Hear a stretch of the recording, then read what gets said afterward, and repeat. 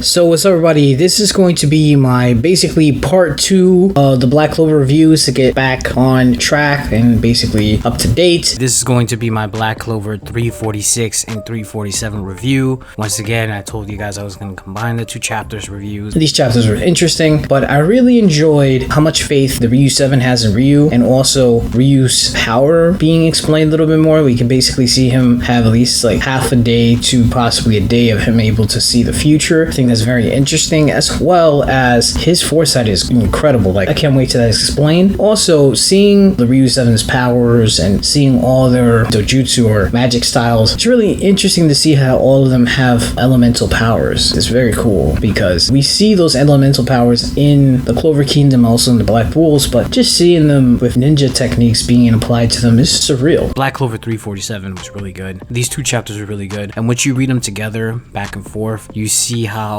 much fluidity is in this arc, even though it feels like it's moving a little fast. Last chapter 346, you know, Ichiga and the Ryu 7 felt themselves. They felt like they can do what they need to do, and then this chapter they saw the reality. These paladins are another level. So let's get into my Black Clover 346 and 347 review.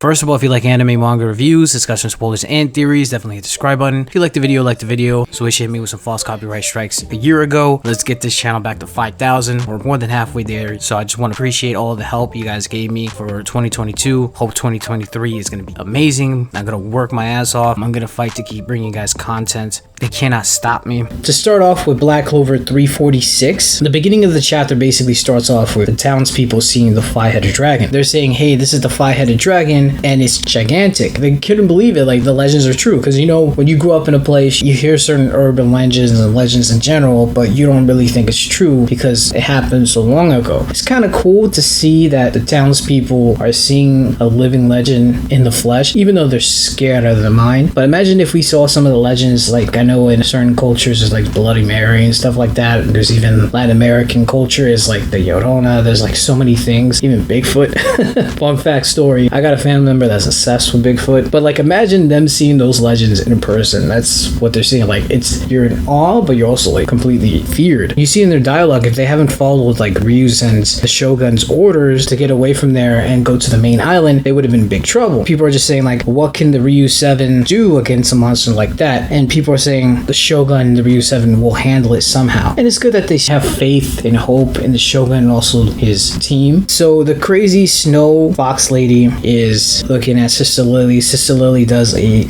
partial magic cube. The ice fox basically dodges that. Ichiga's telling her it's not good to go in without a plan. Sister Lily confirms why it's not good to go in without a plan. She says, what incredible magic. Are you sure you should be fighting me though? The five-headed dragon just basically is about to pounce, and you see a lot of destruction. The ice fox lady looks back and she sees the five-headed dragon. It looks like she lit on the five-headed dragon, one of the heads, which is kind of crazy. That head of his, it has like 6 different eyes. So even though it's saying like that lake or the magical water is connected to the underworld, I think this might be some type of demon. I know that in Judeo-Christianity, a dragon with multiple heads has to do with Satan. So maybe there's a connection here. You see the five-headed dragon about to do another attack, and the fox lady dodged it. And Sister Lily's like, you better do something or the five-headed dragon will destroy everything. You see the 3 heads and they all look malicious with so many eyes that look demonic. Ichiga is just saying, we have an all-seeing Lord on our side. And then you get like a flashback of Ryu talking to the Ryu 7, and he's saying, we're under attack. The land of the rising sun is about to be a battlefield. They're like, what? That's not cool. It doesn't sound good. I wonder in their heads, are they thinking about like, is this because of Asta? And I'm pretty sure they know it's because of Asta coming in, but they trust Ryu. So that's why they're not telling Asta to get out of the land. But it's really cool to have Ryu have so much support in Asta. Obviously, he sees that Asta has the potential to defeat Lucius, and also Asta is good friends with Yami. And now that we know that Yami isn't responsible for massacring his clan, it makes sense as to why Ryu wants to help Asta somehow. Because, like, you know, technically Ryu is a stranger to Asta, and obviously Asta is a stranger to Ryu, but that connection with Yami is basically the reason why all this is happening. In Ryu's eye of him seeing seeing the future, knowing that Asta is a very strong ally. So I find that cool because the Ryu 7 are probably definitely knowing that, hey, we have this foreigner in our land, and foreigners, when they arrive to a land, usually mean bad things happen, and it's happening. It shows a lot of fate in the Ryu 7 in Ryu, and you see that more in the chapter. That's basically what I think 346 theme is showing how much the Ryu 7 have faith in Ryu. So Ryu explains they will be fighting Lucius's henchmen, the 3 toughies, and they're called paladins. The Ryu 7 are the only ones that are able to take them on. One has water and space jujutsu, which she's trouble. Another uses ice jujutsu. I bet the last one has jujutsu that controls magical critters. So it looks like there's some type of limitation to Ryu's power, because wouldn't he know that his power is controlling magical beasts or just beasts? I don't know. Maybe because from what it looks like in the Land of the Rising Sun, like I said before, they might only be able to use elemental magic attacks, not just attacks like in the Clover Kingdom where there's like magical types that can do different things. For example, like beast magic. So I think Ryu and them aren't used to magic types that or jujutsu types that aren't connected to elements, because it looks like most of the people in the Land of the Rising Sun have magical types that are connected to elements. People like Vanessa or even Gray, magic in that sense aren't going to be probably seen in the Land of the Rising Sun. That's in my opinion. They're not really affiliated with a specific element. You know that the Land of the Rising Sun has to do with Japan. Japan has a lot of Buddhist and Shinto ties. I mean, we basically see a Buddha attack a fire-headed dragon in this chapter, and Buddhism elements are very prevalent. There's like earth, water, air. It makes sense that the Land of the Rising Sun, their magic has to do more with elements because they have more tie with Buddhism. Going back, Ryu is like, they're planning on releasing the fire-headed dragon. The Ryu 7 is like, why can't we just attack them now? Ryu is like, we have to save the peoples first. If we fight them without laying the groundwork, there's going to be a lot more casualties, or just going to be casualties in general. And these people can even raise the dead, so some of those folks might end up turning into paladins. Oh man, that's so crazy. Imagine if some of these people end up turning into paladins. It just makes me wonder how many people that we see in Black Clover who did end up dying or were dead turned into paladins. That'd be crazy. I wouldn't be surprised if certain villains that we had back in the past turned into paladins. Imagine if Lucifer turns into like a paladin in a sense, like he gets cleansed, similar to what happened to Astaroth and Beelzebub. So we'll see, because we know that Lucius has part of Lucifer's power. Ryu's just like, so what we should be thinking about are the lives of the people. So let's clear everybody out and then tackle the enemy here. You know, they're just freaking out saying, isn't this like a opponent that we might not be able to defeat? This is like a legendary dragon that literally was known to destroy the Land of the Rising Sun. And Ryu's like, yeah, this is the baddest enemy ever, but he has faith in them. We can win this. You see the Ryu 7 basically all charged up saying, if he's going to put it like that, taking this thing out is our only option. They have no choice because they have so much faith and so much dedication to Ryu. Like I said before, this chapter is basically the Ryu 7 showing the dedication to Ryu. I loved it. You see the fox ice lady about to get eaten by the dragon. The dragon basically looks like she has it in her mouth, and she does a snow jujutsu, silver fox, and blood dyed robes. So basically destroying one of the heads. Then you see the bigger guy, he does earth jujutsu, giant king of wisdom, which is basically a Buddha, and he knocks the fire-headed dragon out. Man, this is like, I was in Thailand. This is reminding me so many vibes of Thailand. Like, they have so many statues with like these type of things. It just reminds me of all that with this whole Buddha. Also, Buddha has to do with wisdom. And then the Ryu 7 with the Oni mask, he does lightning jujutsu, which is cool because seeing this with like a ninja outfit doing lightning, that's epic. His lightning jujutsu is called Diamond Hesha Princess Fivefold Dance. Basically, the artist, the girl that likes to dye her hair, she has a little bit of tan skin. She has wind jujutsu. I didn't know that. It's called Killing Karada Blade. That is crazy. Obviously, Yami's sister, Ichiga, she does dark jujutsu, Black Crescent Moon, and cuts one of the heads off. His sister Lily's in shock, like, wow, this is amazing. Ichiga's like, Lord Ryu believes in us. The Ryu 7 will never yield. This is why I like this chapter. This chapter was really good in my opinion. I really enjoyed the theme of this chapter, which is like dedication, having faith in leadership, which shows why Ryu ended up becoming a shogun. Not only the local people and the townspeople, but also the strongest mages have so much faith in this guy. Also, seeing all the magical attacks, seeing a Buddha punch a dragon, man, this is an epic chapter. The beginning of Black Clover 347 is basically where 346 left off. However, you see the five-headed dragon headless, right? You see it basically all the heads that have been destroyed from the 5 Ryu 7's magical powers or jujutsu, whatever they call it. And this chapter is called Truth and the Lie, which is very important because this chapter gave me the feels. Imagine you hating somebody so much and realize that person has loved you more than anything. amazing that they're willing to sacrifice their happiness so that you wouldn't have to deal with the problems and the issues that unfortunately your father threw on top of you. And that's what I loved about Black Clover. I was truly wrong about Tabata taking the Itachi route. I was really mad, but like what Tabata does, and he's shown to do multiple times, is that he will do a shonen trope and then make it his own. So he just flips it. You know, a lot of mangakas kind of do that. Most of the mangakas are using somewhat of a formula where they use shonen tropes and then they change it to whatever they like. However, Tabata does it in such a creative way that makes you think that he's doing the same thing like everybody's doing, but and then he does a 180. He loves doing that, because here we all thought that Yami actually killed his clan, but in reality it was Ichigo, and Yami was protecting her. We all knew Yami isn't the type to massacre his clan unless they were trying to kill Ichigo, or there was to protect Ichigo, because we knew that Yami has some type of care for Ichigo, so it makes sense that he was protecting her this whole time. And even him leaving to another village was because he wanted the blame to be put on him. He didn't want that to be on his sister. So Yami is on another level of character. I'm so happy that he got rescued last arc and he actually survived, because it makes sense why he didn't die. We needed this story-wise, so I enjoyed it. I mean, we could do without William Vengeance, I'll tell you that, but Tabata probably has a plan for him in the future, so we'll see where that goes. Ichigo has a little flashback. She's basically remembering that Ryu said that we're gonna need you, Asta, and she has like this type of jealousy, because remember, at the same time she really cares about Ryu, because before she literally seen Ryu as like, I guess basically the big brother that Yami couldn't have been because of the whole situation, what happened with Ichigo, and then Yami being blamed for it. So I can see her seeing Ryu as the brother that she wished she had, and then Ryu having so much faith and trust in Asta, it probably makes her feel a certain type of way, especially because Asta has connections to Yami, the person who she thinks actually killed the clan. She's figuring out, hey, I use most of my Ryuku, but we don't need that full strength, we can settle this on ourselves. So basically further implying what I was saying. It reminds me of Sasuke in a sense. She has like an inferior superior complex where she fears superior, but in reality, you know, it's kind of just a mask that hurts. We've seen this in this chapter, which I love what the chapter's title is about. Sister Lily basically looks like she popped out of nowhere, and she's like, will your group be able to evade this? Sister Lily looks like she does a type of hand gesture. It looks kind of like a Naruto hand gesture, I'm not gonna lie. And it's kind of cool because a lot of these Ryu 7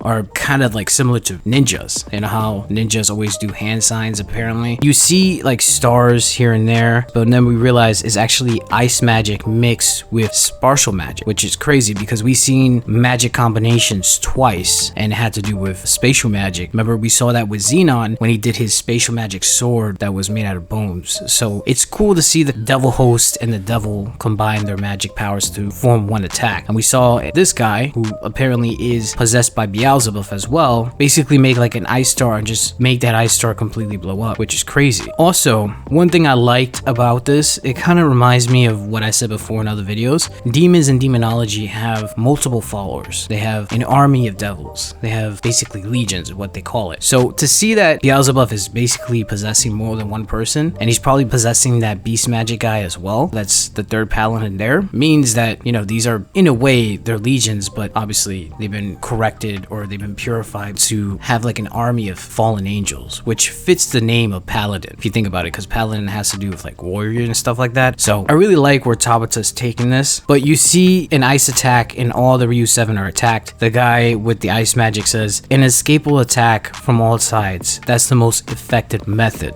And it makes sense. Like, you can't really dodge something that's coming at you at all angles. You're gonna get hit. All you could do is just try your best not to get hit in your vital spots, basically. Ichigo's realizing that these people have extraordinary Ryuku. I wonder if the Land of the Rising Sun is used to demons. I know that one of them has an Oni mask, and I guess they have like a demon in a way, but are they used to like demons in the Western world? You know, because devils in the Western world, like in the Black Clover continent, because remember when the healer was trying to heal Asta and Libe, he said he had a hard time healing Libe because he wasn't really sure how to heal him. So I'm not sure if they know what devils are. I know Ryu knows what devils are because of his eye, his all-knowing, all-seeing eye, but I wonder if like devils in the Land of Rising Sun are more like Oni like. We'll see. The crazy fox lady is like, you're worth slashing now. You see her going crazy, and then the beast magic guy is starting to do something. The ice lady Ryu 7 says, what's next? And then we realize that the beast magic guy is doing a beast magic spell called Boogeyman, and then a toad appears. I said in the spoiler videos I will figure out what's that connection between the toad and the fox. Apparently I've seen some things in Japanese folklore that there was like a toad sage and the nine-tailed fox. Fox, there's like a common mythology with them, but I'm not entirely sure how reliable the source were, because it seems like they were just kind of people that weren't that creditable. I didn't see it on Wikipedia anywhere. So let me know, where do you think that connection between toads and fox come from? Because I said that the crazy fox snow lady kind of reminds me of the nine-tailed fox in a way, and she's scared with toads. And then we also see the nine-tailed fox with Naruto. He basically became a toad sage. Let me know in the comments if you guys know where that connection is from, what mythology. I'll definitely would love to read it. The ice fox lady is freaking out about the toad. She's like, not frogs, not frogs. And Ichigo is kind of like, wow, that's crazy. And then the beast magic paladin does another boogeyman, but the boogeyman looks very sinister. It looks kind of like a demon imp. He's saying that his magic spells awakens his opponent's memories of terror and gives them physical form. Just like that, Ichigo's father appears. This is the man that caused Ichigo so much pain, even if she didn't know, but this is the guy that caused her a lot of problems. So she was scared to death as a kid, and then as she got older, she probably learned to hate him more, but she felt like she could probably defeat him now that she's stronger, older. But we realize that at the end of the day, her father was her boogeyman because of what he did to her. Ichigo's like, I see my father, he was bad when I was small, but this is an illusion, it won't work on me. And then she's starting to see memories of herself that she probably lost in her mind. She probably blocked it out, because a lot of times, from what people told me, when people discover from issues and they have like post-traumatic stress disorder, PTSD, sometimes as a coping mechanism, they forget certain memories, and that's probably what happened with Ichigo. And she's starting to remember those things in this, attack. She's remembering that her father wanted war, and he said that he couldn't deal with peace. This isn't the Yami clan's way of doing things. They need to be at constant battle. And she's like, wow, what is this? Am I seeing flashes? Because she doesn't really believe that she's seeing a memory. She thinks this is just all an illusion. So we figure out that Yami's clan actually has a demon soul pill, and this demon soul pill brings out the latent potential and the latent Ryuku in the Yami clan. This pill is a secret in the Yami's clan, and in the memory you see that Yami rejects it. However, the father is like, let me just give it to Ichigo. Even a good for nothing could help him out. And then you see the rampage, the craziness, you see certain flashes, and you see some of the members of the Yami clan basically say don't do it to Ichigo, and then one of them is about to say Ichigo. It looks like most likely they got done in. Also, Yami's just on the corner like scared out of his mind in fetal position looking at Ichigo. And then you see a whole bunch of bodies of the massacre of the whole entire Yami clan. You see the blaze reflection, and you see Ichigo's eyes in pure terror.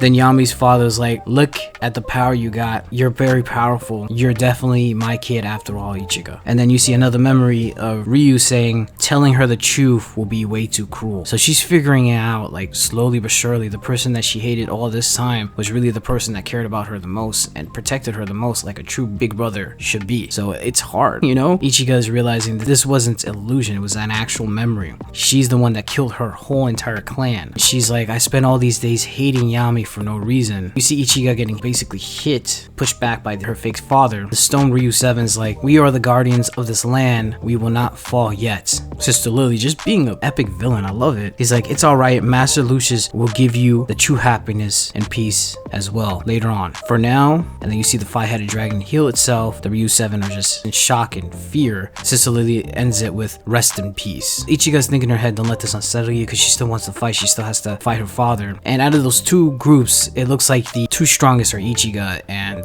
the Ice Fox Lady, but they're basically immobilized because of fear. So that was really good that Beast Magic Paladin did what he did. And then Ichigo's questioning herself, I grew stronger, and I thought I did at least, but this is really what I am. She's really realizing that she is a monster. Right as the fake Ichigo father was about to slash her, you see a flash of Yami protecting Ichigo, and then she's like, big brother. You see it's actually Asta protecting her, and Asta's like, what do you think you're doing to my benefactor? Asta being the good guy that he is, doing what he does. I love these two chapters, it was epic. I love this chapter, specifically Black Clover 347. This should have been the last chapter of the year, I'm just gonna be honest with y'all, because the story can go so many ways moving forward. Let's see what happens. Alright, that's basically all I have to say. Thank you so much for watching. Let me know what you think about Black Clover 346 and 347. Do you think the whole reveal of Ichigo being the actual person that massacred her clan was ingenious? Did you like it? Did you feel like the story was going to an Itachi route? So in other words, do you let Tabata trick you like he did to me? How do you feel about Asta gaining back his confidence and also finding out that Yami did the ultimate sacrifice to protect his sister, do you have that much more respect for him? And at this point, do you think the Black Bulls and Yami are eventually going to go to the land of the rising sun? In my opinion, they have to. I literally think they're going to start a resistance as Lucius takes over basically the whole entire Clover Kingdom continent, the continent that the Clover Kingdom's in, and is basically going to end up being a battle between the land of the rising sun and the continent that the Clover Kingdom is in. I will love if that's the case. But that's all I have to say. Thank you so much for watching. If you liked the video,